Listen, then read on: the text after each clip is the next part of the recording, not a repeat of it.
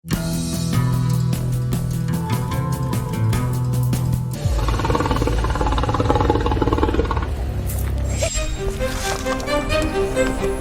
all know it.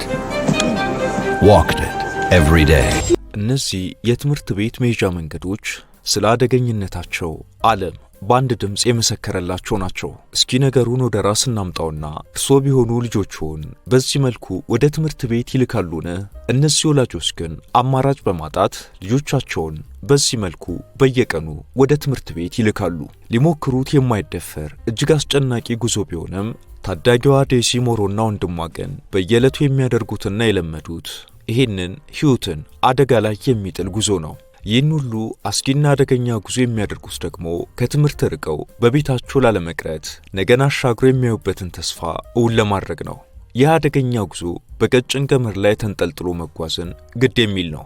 ተማሪዎቹ ልክ እንደ መብረር ያለ ስሜት ያለው ነው ይሉታል። ያ ማለት ግን አስደሳች ሳይሆን አድካሚና ልብን የሚያረድ ስጋት የተሞላበት ጉዞ ነው። ዴሲ ሞራና ወንድሟ ጃሚድ እንዲሁም ሌሎች ከ11 የተለያየ ቤተሰብ የመጡ የዕድሜ እኩዮቻቸው ተማሪዎች ከኮሎምቢያ ቦጎታ ደቡባዊ ክፍል 60 ኪሎ ሜትር ርቀት ላይ በሚገኘው ሪዮ ኔግሮ ሸለቆ በተባለ በጫካ የተከበበ ስፍራ ኑሯቸውን ያደረጉ ናቸው። እነዚህ ሕፃናት ከሕልማቸው መዳረሻ ለመገናኘት ሲሉ 800 ሜትር ርዝመት ባለው ገመድ ተንጠልጥለው ቁልቁል እንወድቃለን የሚለውን ፍርሃታቸውን ዋጥ አድርገው በዚህ በሚታየው መልኩ ወደ ትምህርት ቤት ለመሄድና ለመምጣት ከዚህ ወደዚያ ማዶ ከዛ ደግሞ ወደዚህ ማዶ በገመዱ ላይ ይወረወራሉ።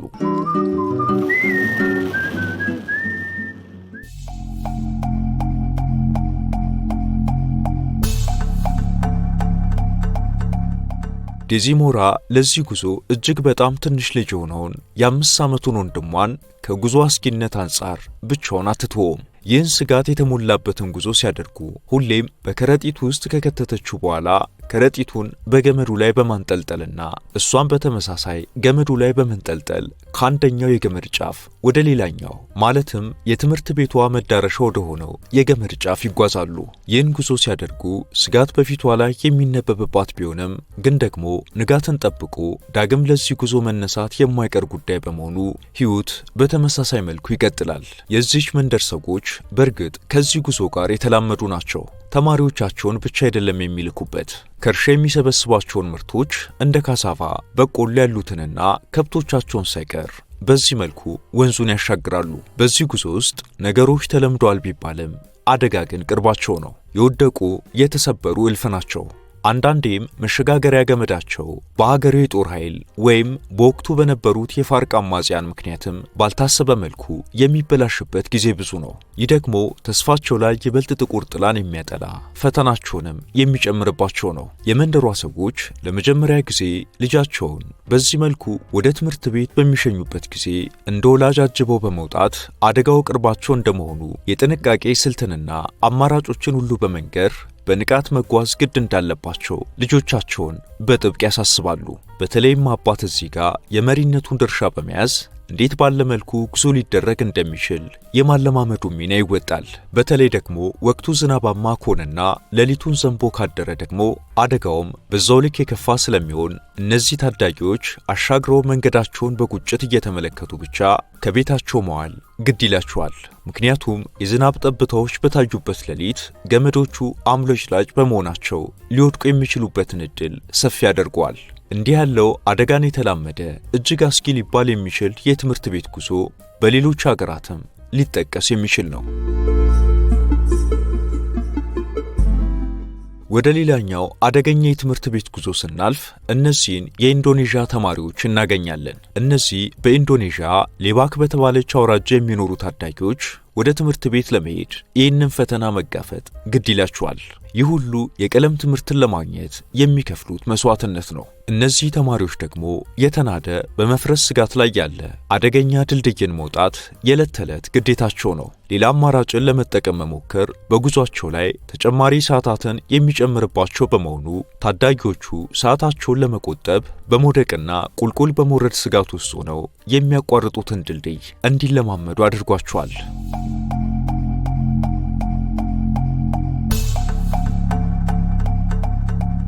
ወደ አፍሪካ ስንመጣ በጎረቤት ሀገር ኬንያ እነዚህ የማሳይ ጎሳ ታዳጊ ተማሪዎች ፈተና ደግሞ የተለየ ነው። እነዚህ ኬንያውያን ተማሪዎች በየዕለቱ ከሞት ጋር የተፋጠጡ ናቸው።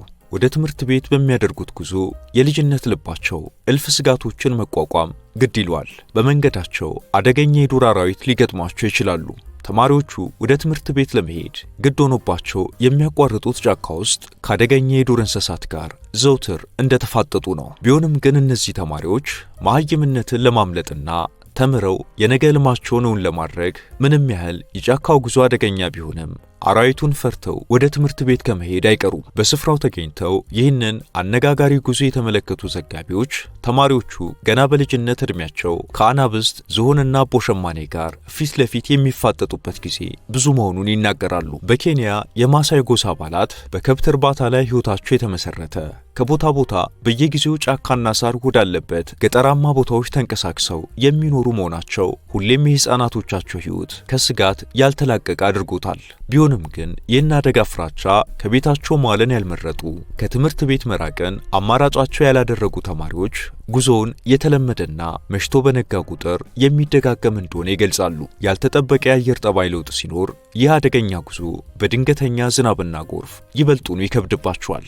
እነዚህ ታዳጊ ተማሪዎች ቤተሰቦቻቸው ከሚኖሩበት ሰፈር 20 ኪሎ ሜትር ርቀት ላይ የሚገኘው አንቶካ የመጀመሪያ ደረጃ ትምህርት ቤት ወደፊት ብሩህ የሆነ ዕድል ሊኖራቸው እንደሚችል የሚያስቡበት መጽናኛም ተስፋቸውም ነው። እነዚህ ተማሪዎች ሕልማቸውን ሲያሳኩ ማየት የወላጆቻቸው ጥልቅ ምኞት ቢሆንም ዳሩ በዚህ ጉዞ ውስጥ ልናጣቸው እንችላለን የሚለው ስጋት ግን ሁሉንም ወላጅ በጭንቀት ውስጥ እንዲቆዩ የሚያደርግ ነው።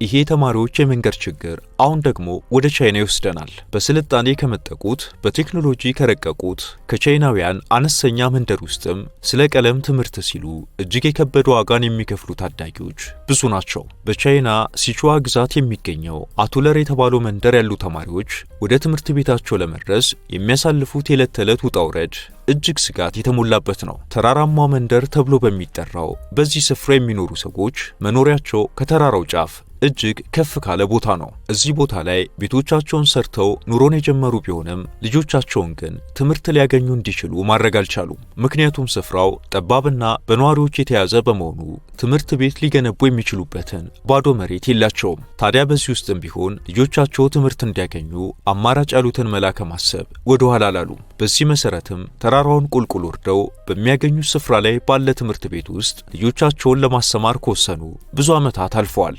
በእነዚህ ዓመታት ሁሉ ትምህርት ለመከታተል ወደ ትምህርት ቤት የሚሄዱት ታዳጊዎች ወደ ትምህርታቸው የሚያደርሳቸው መንገድ ግን ብዙዎችን ያነጋገረ ነው። ወደ ትምህርት ቤታቸው ሲሄዱ ቁልቁል በርብራብ በተሰራው የእንጨት መሰላል ወይም መወጣጫ አማካኝነት እንዲህ መውረድ ግድ ይላቸዋል። ረጅም ርቀት ቁልቁል የሚጠብቃቸውን አደጋ ሳይሆን የሚቀበላቸውን ትምህርት ቤት እያሰቡ በመወጣጫው ይወርዳሉ፣ ይወጣሉ። ድካማቸውን ሳይሆን በዛው ውጣ ውረድ ውስጥ የተከፈተላቸውን የትምህርት ዕድል እያስታወሱ ይህን አደገኛ ጉዞ በየዕለቱ ያሳልፋሉ።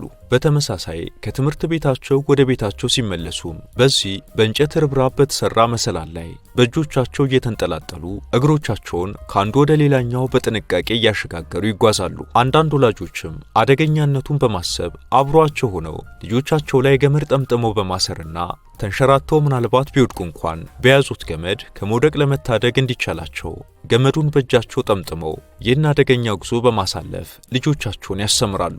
2600 ጫማ ከፍታ ያለው ይህ ተራራ ከ2 እስከ 4 ሰዓት ያህል ወጥቶ ወይም ተራራውን ወርዶ ለመጨረስ ጊዜ ሊፈጅ ይችላል። አንዳንዱ መወጣጫ በእንጨት የተሰራ ነው። ቀሪው አማራጭ መወጣጫ ደግሞ ይበልጥ አደገኛ በሆነ መልኩ በወፍራም ገመዶች አማካኝነት ርብራብ የተሰራለት ነው።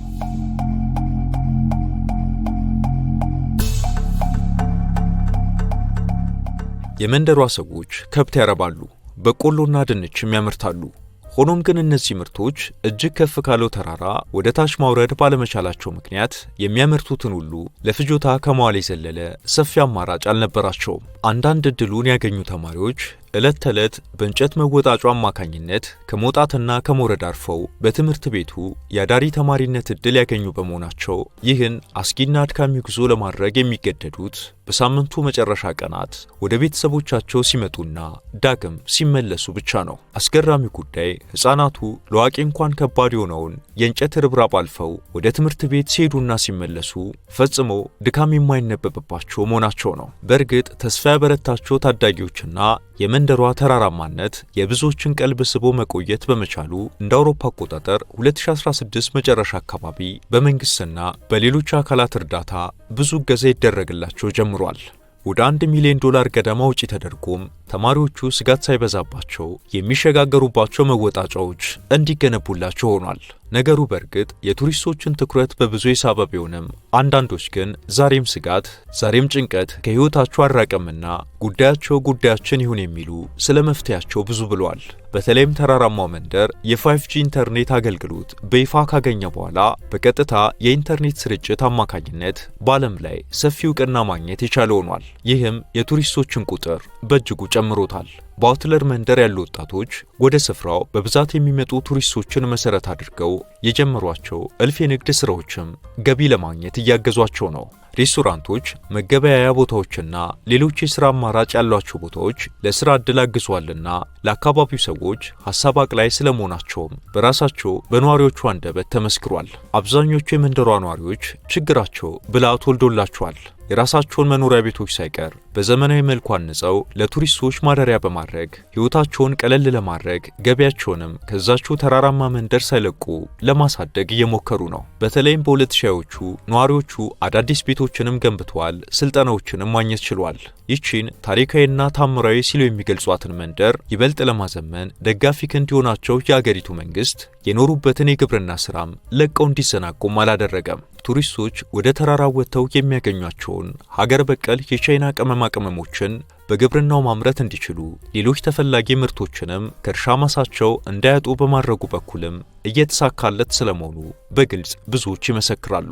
ከቅርብ ጊዜ ወዲህ በስፍራው የተቋቋሙ ኩባንያዎችም እንደ ወይራ ፍሬ ያሉ ምርቶችን በብዛት ማምረት በመቻላቸው የአካባቢውን ሰው የወይራ ፍሬ ሸጦ በብዙ እንዲጠቀም ማድረግ የቻሉ ናቸው። ትላንት የሲኦል ያህል ሰዎች አስፈሪ አድርገው የሚገልጹት የተማሪዎችን ሕይወት ለአደጋ ያጋለጠ በሚል በብዙ ሲወቀስ የነበረውን ይህንን ስፍራ ዛሬ የቻይና መንግስት በሰጠው ትኩረት እጅግ የለማ የቱሪስት መዳረሻ ሆኗል።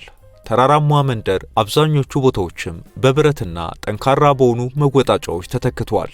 ሀገር ተረካቢ ትውልዶችንም ከቀለም ትምህርት ታገኛለች። አብዛኞቹም የዚህ ተራራ ነዋሪዎችም ሥራ ፈጣሪ በመሆን የሚመሰገኑ ሆነዋል። የዛሬውን በዚሁ አበቃን። በሌላ ዝግጅት እስከምንገናኝ በያላችሁበት ሰላም።